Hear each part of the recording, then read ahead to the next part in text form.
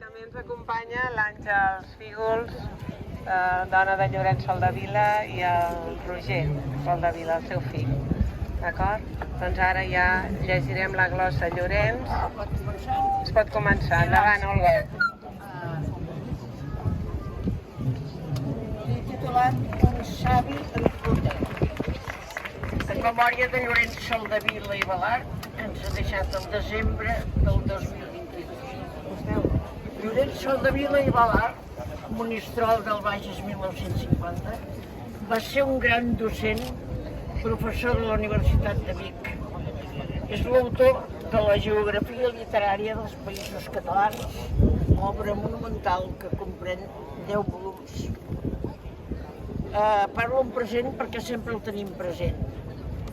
Soldevila és ell mateix un monument de saviesa que ha dedicat els seus treballs a mostrar el país en la profunditat del docent i en l'extensió del poeta.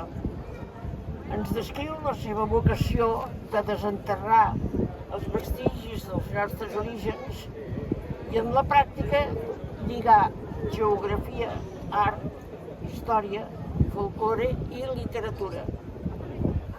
Per descriure aquest contingut extens, parteix del concepte lloc i indret literari.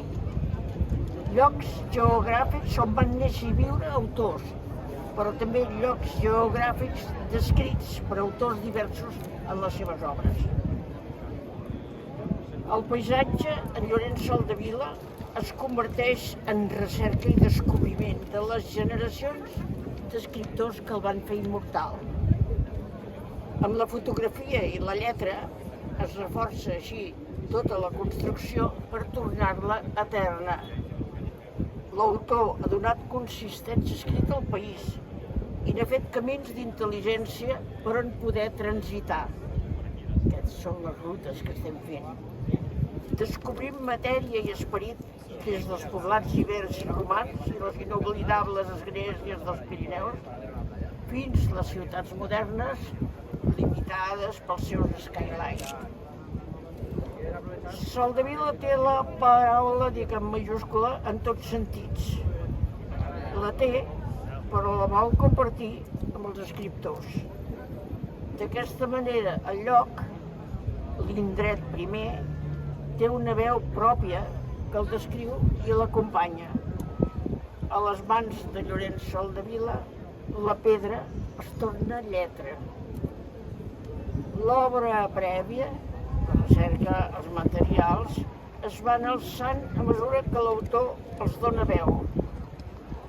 El savi, així, ha dotat de les seves dimensions el poble, cada poble, llogarret o carrer, però també tot el poble que porta el nom de país.